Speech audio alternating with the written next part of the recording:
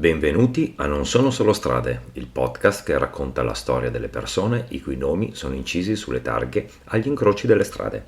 La puntata di oggi è dedicata a Giuseppe Mengoni. Attenzione, Giuseppe, non Marco. La via a lui dedicata è vicinissima alla sua galleria.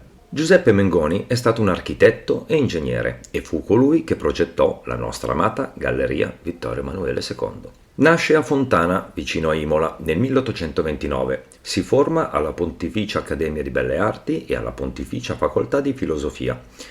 Molto importanti per lui sono i corsi di prospettiva tenuti dal professor Cocchi e le lezioni di architettura e ornato del professor Lodi, profondo conoscitore delle caratteristiche e delle potenzialità degli elementi da costruzione in ferro. Acquisisce qui competenze tecniche e ingegneristiche e si laurea nel 1851 con una tesi in ottica e per ampliare le sue conoscenze si mette in viaggio raggiungendo la Francia, la Germania e il Regno Unito.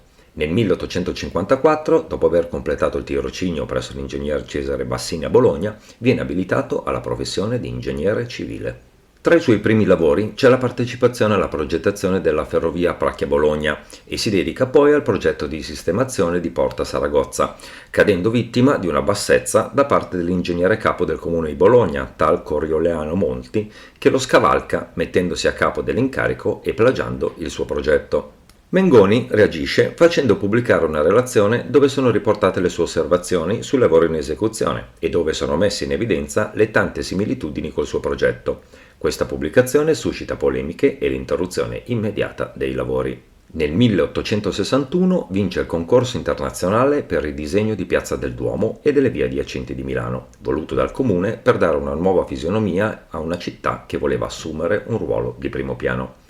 Il progetto di Giuseppe Mengoni prevedeva una galleria vetrata cruciforme, un palazzo dell'Indipendenza prospiciente la cattedrale e una loggia reale simmetrica all'arco trionfale. Venne realizzata solo la galleria, di cui fu posata la prima pietra il 7 marzo 1865. 4 bracci coperti da raffinate volte in ferro e vetro che si intersecano al centro formando uno spazio ottagonale su cui poggia una grande cupola vetrata a base circolare. Nello spazio sottostante stemmi e smalti della dinastia Sabauda delle principali città italiane, tra cui il ben conosciuto Toro. Insomma, la galleria che ancora oggi ammiriamo. Il destino però non permise all'architetto di assistere all'inaugurazione. Il 30 dicembre 1977 Giuseppe Mengoni si inerpica per esaminare i dettagli di una finitura e purtroppo muore precipitando nel vuoto. Le sue spoglie riposano al cimitero monumentale di Milano.